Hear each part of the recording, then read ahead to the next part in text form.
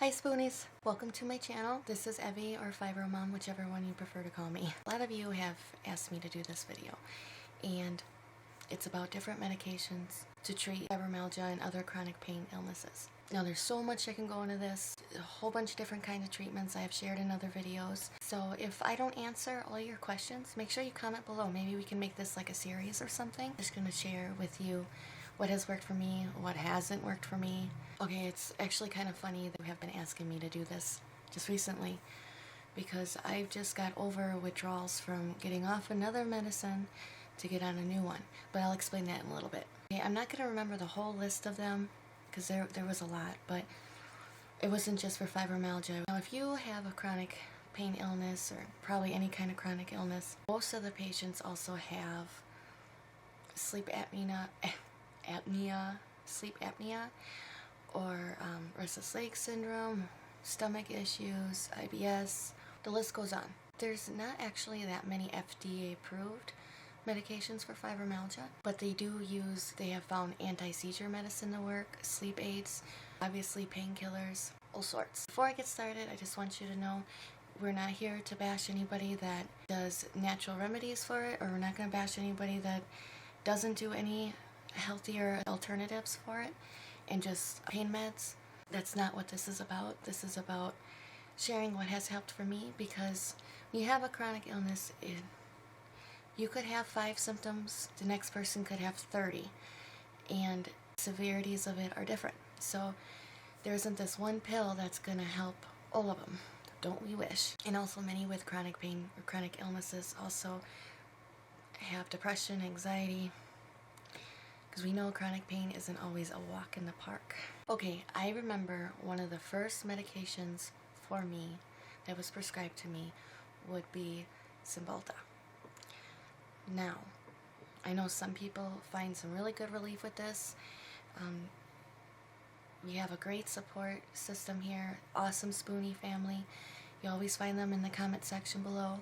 That's where most of the awesomeness comes from, is the comments. So if you want to see what other people have experienced with their medicine, read the comments below, get involved, chat with other Spoonies. But Cymbalta for me was hell. It was awful. It made my pain worse and actually ended up making me quit my job. It was horrible. When someone has a chronic illness, they have to go through this thing called trial and error.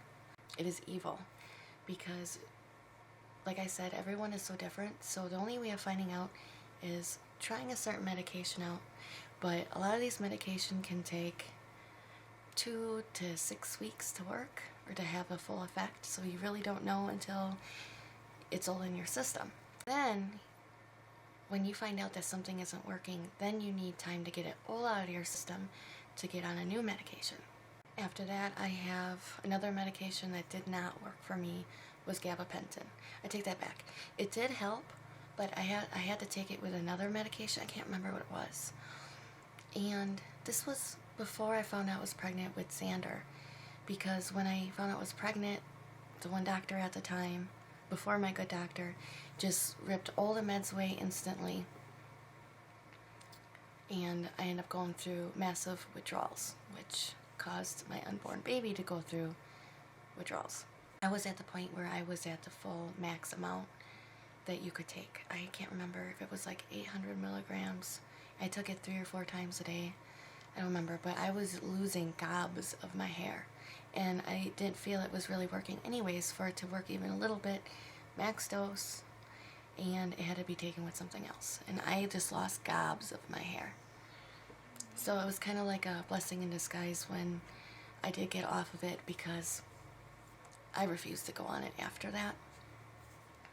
You get afraid to get off of medicines. You just try to do your best to just deal with whatever to get that, even if it's a little bit of relief. Time and the pain that it takes to get off of something, to go back on something. It can take months to years before you finally find something that works great or works good. It's unlikely to find anything that's going to take all your pain away. And I had a hard time understanding that in the beginning.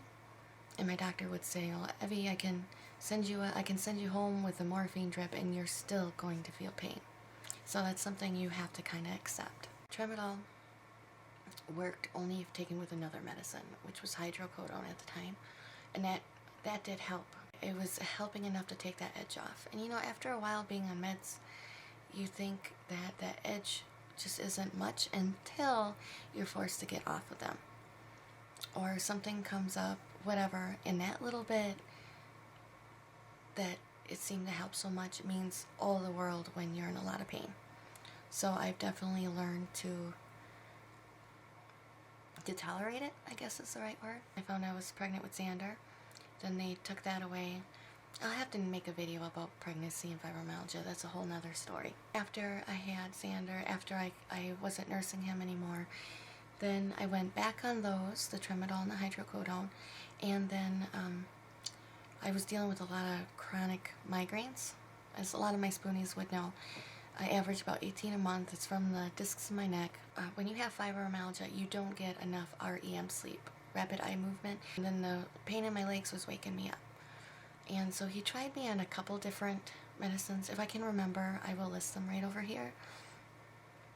Otherwise, I do remember the one that helped the most. It was amitriptyline, or amitriptyline. Oh, and also because it could also help with the fibromyalgia pain. So he was trying to kill two birds with one stone.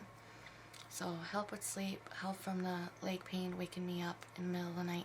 Recently, the migraines, I had some issues where he wanted to try some other stuff. So I was on about 4 or 5 different other trial and errors for these migraines.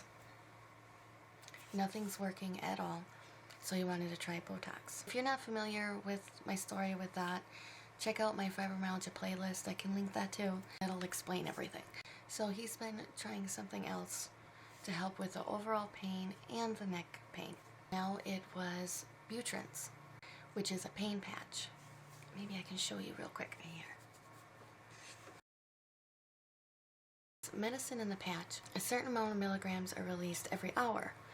And you keep the patch on for 7 days. There's a list of rules you've got to follow because you got to be careful with certain stuff. I had to get off one of these medications. I had to choose which one. And because the Tramadol doesn't help unless taking another one, and because of my past withdrawals from the Tramadol, I decided Tramadol because it would be nice just to get off of that. Now, if I said yes to every doctor I have seen, I would be taking, I swear, 20 different medications. And you know, nobody needs to go in the comments below and say, none of those trolls need to go in the comments below and be like, well, you shouldn't be on this, you shouldn't be on that, blah, blah, blah. I know. I've tried so many different natural things, and my spoonies would know that from previous videos. I actually share some of natural ways that has helped. When you have a certain severity of pain and things aren't helping you, you gotta outweigh your risks and benefits. That's all there is to it. You have to keep your sanity and live a life rather than just existing. There needs to be some kind of balance. So don't feel you need to justify yourself for anybody when it comes to that. Alright, I'm getting off subject. Anyways, okay, so I chose Tramadol, and they said just don't take it at all, and then they cut the hydrocodone, they cut that dosage in half, and that was the very next day. So the evening time, Nathan put the patch on, and she said it could take some time to start kicking in, to start helping, and then just kind of pay attention, see if there's any symptoms. Alright you guys, I'm sorry if things look a little different. The battery decided it wanted to die on me, and then the camera flipped over, so by the next day, it was so miserable, you guys. Started the sweats and the shivers, withdrawals, which, you know, that wasn't as bad as what I've experienced before. What was bad was it felt like, alright, spoonies, you know how you are with chronic pain. In the morning when you wake up, that is the worst. But like me, I get up really super early to take my medicine so then I can be at a tolerable level by the time I have to get Gracie up for school and Xander wakes up. I was almost like stuck in that spot where I haven't taken my medicine yet. So it was like that all day, and it was, I was crying. It was very, I couldn't tolerate it. It was pretty bad. I called up my doctor and talked to them about everything. Told me to put on another patch. So these are 10, the patch I showed you is 10 milligrams each. So I put 2 of them on, that's 20 milligrams. He said, go ahead, take a little bit of tramadol, because you know, if I'm withdrawing. So if you're going through withdrawals, you happen to be going through them right now, or for a future preference, make sure you gradually go down. You gradually go down. It isn't going to be wham and hell, and I swear to God, you feel like you're dying from the inside out. Just gradually go down. It's the safest, easiest way you can do it. Today is day 4. It's a lot better. Constant neck pain, could be another day yet or so before this is helping, but I got a migraine right now. I've had it the last 2.5 days. But you know, this stuff takes time, and that's just a part of it. So the last video you guys seen with me going through flare-up, oh, that was heaven compared to this last one. The doctor did want me to try Lyrica, and I know I've heard from many of you benefit from Lyrica. My mom, on the other hand, made her retain water so bad. I don't remember how much Mom said she gained with Lyrica, but she was having all sorts of issues, being extra dizzy and stuff. And you know, you're already dizzy from MS, so you don't need to add any more dizziness in there. Once she got off of that, she was losing the weight, and she was feeling better than she was before. So personally, especially with it coming from my mom, but you know, don't count that out for you. I suggest when you're starting a new medicine to try to keep a journal of how you're feeling. But try, because you can forget when you're full of pain, your brain doesn't work right, you're just off. And for any good healthy people watching, kind of think of it like a really, really nasty headache or migraine, you know, lights and everything makes it worse. You know, you just can't think straight. It's similar to that. I hope this can kind of help you. If you'd like, share what kind of medicines that work really good for you, or you absolutely refuse to try a certain medicine again. I am struggling with video ideas, so I really appreciate it. Be specific, because you know how my brain works. Okay, I'm gonna shut up before this video is really long. I feel like I'm forgetting something, so just check that down bar for me. Make sure you subscribe so you stay in the loop of everything. To join our Spoonie family, that'd be awesome. We're growing.